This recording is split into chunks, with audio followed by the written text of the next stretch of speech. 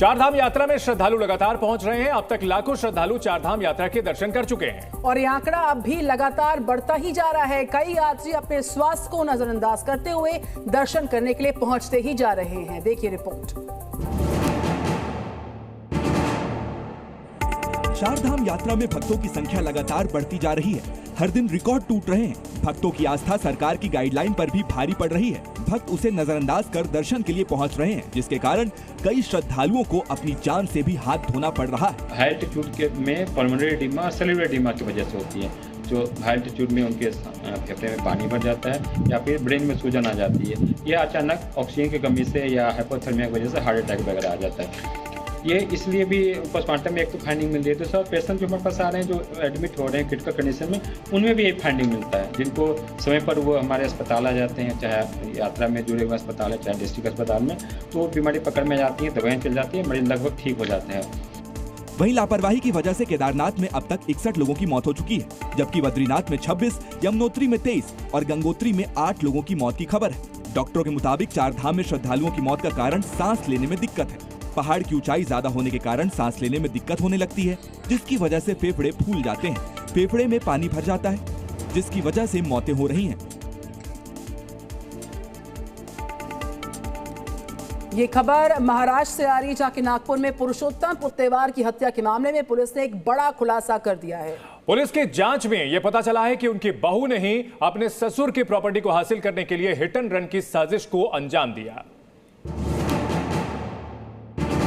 नागपुर के बालाजी नगर में एक कार से कुचलकर 82 साल के पुरुषोत्तम पुट्टेवार की मौत हो गई। आमतौर पर इसे हिट एंड रन का मामला समझा गया, लेकिन जब पुलिस ने जांच की तो पता चला कि ये हादसा नहीं बल्कि हत्या की साजिश थी। और ये साजिश रचने वाला कोई और नहीं बल्कि पुरुषोत्तम पुट्टेवार की बहू अर्चना पुट्टेवार ही है। पुलिस की जांच में सामने आया है कि बहू ने अपने ससुर की प्रॉपर्टी को हासिल करने के लिए ये साजिश रची थी। अर्चना पुट्टेवार ने हत्यारे सचिन धर्मीश को हत्या की सुपारी दी और पैसों के बदले बियर बर्च लाइसेंस दिलाने का लालच दिया। अर्चना के भाई प्रशांत पार्लेवार ने भी इस हत्या की साजिश में मदद की। मास्टरमाइंड अर्चना पुट्टेवार गढ़चिरौली नगर विकास की सहायक निदेशक है। इस मामले में कोर्ट ने 5 आरोपियों प्रशांत पार्लेवार, सचिन धर्मा, सार्थक बागड़े, नीरज निमजे और पायन नागेश्वर को 15 जून तक पुलिस हिरासत में भेज दिया है। एविडेंस कलेक्ट की, उसके बाद में जो भी पंचनामा, सीसीटीवी फुटेजेस, ये सब चीजें चेक की गई कि किस तरह से हुआ और पूरी इंक्वायरी के बाद में हम इस पे कंक्लूजन पे पहुंचे कि ये जो है मर्डर है।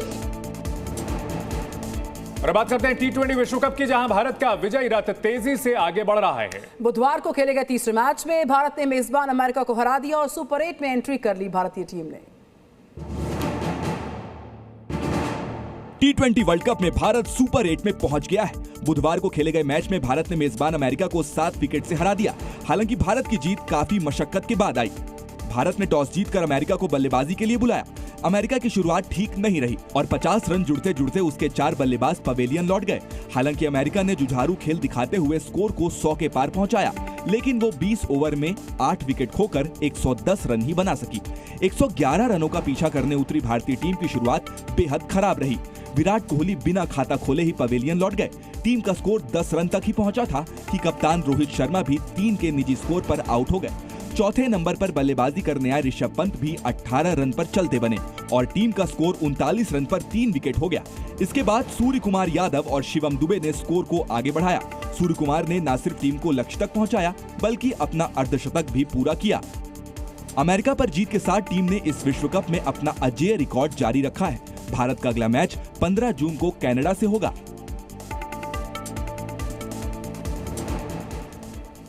पाकिस्तान की नई गठबंधन सरकार ने बुधवार को संसद में अपना पहला बजट पेश कर दिया है। कई बड़े वादों वाले इस बजट में एक बार फिर एक बड़ा हिस्सा सेना को दिया गया है। आर्थिक बदहाली से जूझ रहे पाकिस्तान ने बड़े बड़े वादों वाला अपना सालाना बजट बुधवार को पेश किया। अर्थव्यवस्था को स्थिर करने के मकसद से ये नया बजट लाया गया है।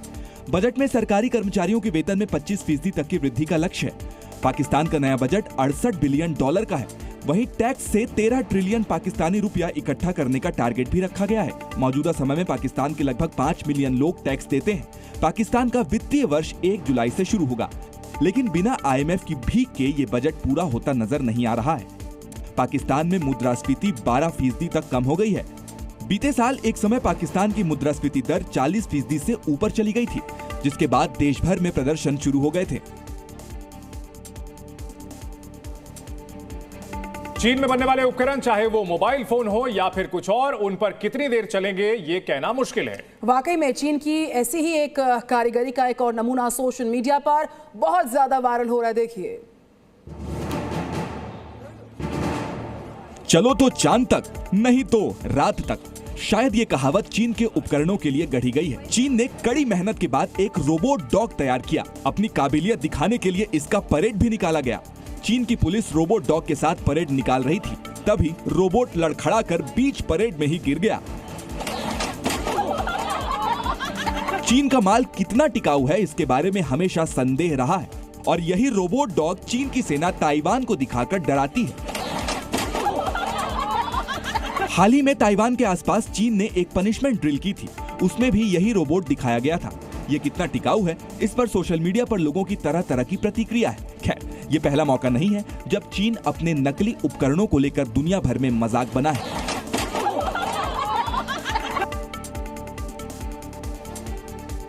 कैरिबियाई धरती पर रूस अपनी मिलिट्री ड्रिल करने वाला है, और इसके लिए क्यूबा में रूस की पनडुब्बी भी पहुंच गई है। ये पनडुब्बी न्यूक्लियर हथियारों से लैस है।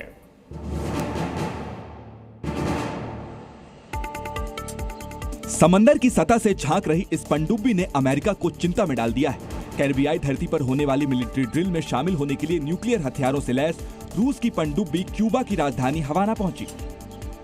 वैसे तो क्यूबा और वेनेजुएला जैसे देशों में रूस हमेशा से ही एक्टिव रहा है, मगर अब जब अमेरिका ने यूक्रेन को रूस के खिलाफ उसके हथियार इस्तेमाल करने की अनुमति दी, उसके बाद रूस का इस तरह न्यूक्लियर सबमरीन भेजना कूटनीतिक तौर पर बड़ा संदेश माना जा रहा है। वहीं अमेरिका ने इस पर बयान जारी करते हुए कहा, हमने इस तरह की चीज पहले भी देखी है और हम इस तरह की चीज फिर से देखने की उम्मीद करते हैं। दरअसल 1962 में सोवियत संघ और अमेरिका के बीच की लड़ाई में भी क्यूबा ही बलि का बकरा बना था। बताया गया कि लंबे समय से चली आ रही अदावत के बीच सोवियत संघ ने अमेरिकी शहरों पर हमला करने के लिए क्यूबा में गुप्त रूप से मिसाइलें स्थापित करना शुरू कर दिया। इसके बाद जो टकराव हुआ उसे क्यूबा मिसाइल संकट के रूप में जाना जाता है। ये वो टकराव था जिसकी वजह से उस वक्त के सोवियत संघ और अमेरिका के बीच न्यूक्लियर हमले तक की नौबत आ गई थी। और अब बात करेंगे मिस एआई कंपटीशन की। आपने मिस इंडिया, मिस वर्ल्ड और मिस यूनिवर्सल कंपटीशन के बारे में सुना होगा, लेकिन एक दिलचस्प मुकाबला मिस एआई के लिए हो रहा है। वाकई में दुनिया भर के 1500 से ज्यादा एआई क्रिएटर्स ने अपने अपने मॉडल्स की एंट्री करवा दी इसमें, जिसमें कि 8 देशों की 10 एआई मॉडल्स के नाम फाइनल हो चुके हैं। तो एआई जो कि काफी तेजी से हमारे जीवन का हिस्सा बनता जा रहा है, अब जो ब्यूटी पेजेंट्स हैं उसमें भी उनकी एंट्री हो चुकी है। तो miss India, miss Asia Pacific, miss world और मिस यूनिवर्स के बाद अब ये प्रतियोगिता शुरू होती हुई आर्टिफिशियल इंटेलिजेंस में दिलचस्प मुकाबला शुरू हो गया है। ये मुकाबला मिस एआई मॉडल को लेकर है, जिनका वास्तविक दुनिया में कोई वजूद नहीं है, लेकिन सोशल मीडिया में इनकी अच्छी खासी फैन फॉलोइंग है। ऐसा ही एक नाम जीनिया है। हेलो दोस्तों, मैं हूँ जीनिया। मेरा नाम तो आपने सुना ही होगा। मैंने ही आपको आम चुनाव का सबसे सटीक एग्जिट पोल दिखाया था।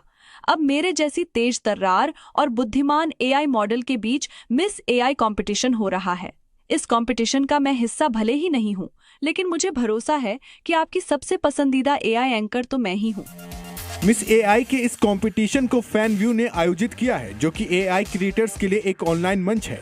इस कंपटीशन की 14 अप्रैल 2024 में घोषणा हुई थी, जिसके बाद 1500 से ज्यादा एआई क्रिएटर्स ने रजिस्ट्रेशन कराया,